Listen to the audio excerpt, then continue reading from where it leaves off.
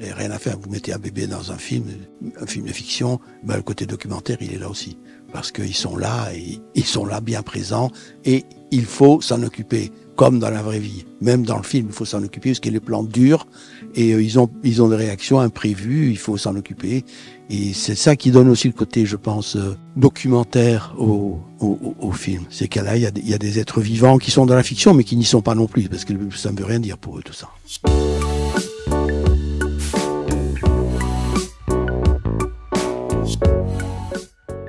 C'est l'histoire de 5 jeunes filles, 5 jeunes mères, qui sont hébergées dans ce qu'on appelle une maison maternelle, qui les accueille pendant plusieurs mois. Et le film va raconter comment chacune de ces 5 jeunes filles va se libérer du poids du destin qui détermine un peu son existence jusqu'au moment où on commence à la filmer. Comment elle va sortir de ça? Quel chemin va-t-elle prendre et comment ça va se passer? Pourquoi tu m'as abandonné? À quoi ça peut te servir de savoir ça? J'en ai besoin.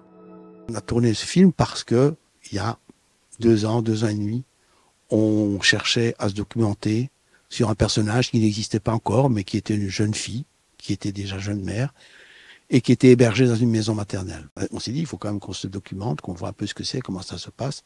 Et c'est en allant passer du temps dans cette maison maternelle, qui va devenir d'ailleurs le décor du film, que l'idée de faire un film... c'est même plus une idée. C'est comme si on avait été pris par cet environnement, par ces filles, ces dames parce qu'il y a que des femmes dans cette maison maternelle, ces éducatrices, la directrice, la psychologue, les bébés. C'est comme s'ils nous avaient pris en disant, pourquoi vous ne racontez pas quelques histoires à nous? Et on était parti pour se documenter sur un seul personnage, et puis c'est devenu 5. Voilà, 5 jeunes mères. Vous m'avez aidé à pas avoir honte d'être une mère célibataire. Toi, Yasmine, t'as parlé des jours et des jours avec ma maman, qui a accepté de me revoir avec ma fille. Merci à toi et à vous toutes. La maison maternelle, c'est un service public financé par l'État et qui, je dirais, emploie, je sais pas, une quinzaine de personnes, éducatrices, psychologues, et qui s'occupent de jeunes mères qui sont là pour la plupart mineures et qui viennent là parce que souvent elles sont liées au service d'aide à la jeunesse. Elles viennent de familles où il y a déjà ou des violences ou des problèmes en tous les cas. Ou bien ce sont des jeunes filles qui vivent à la rue et qui donc, une fois qu'elles sont enceintes, viennent se réfugier là-bas. Le temps d'essayer de voir si elles se sentent capables de vivre avec leur enfant. C'est institutionnel, mais parfois quand on dit institution, on pense une certaine froideur.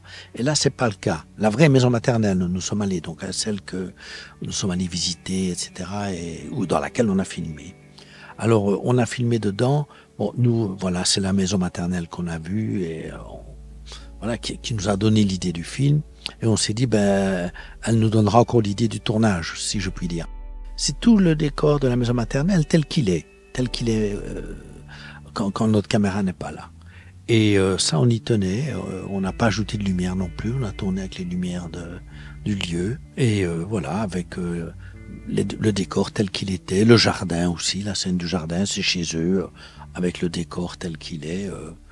Voilà, on a essayé que les choses de là passent dans le film. Je ne sais pas si elles sont passées ou pas et comment. En tous les cas, nous, c'était un peu notre attitude, voilà, de dire, voilà, on a tourné là, sans cette maison et sans les gens qui y habitaient, on n'aurait pas eu l'idée du film, eh bien, on va laisser ce lieu continuer d'habiter le film.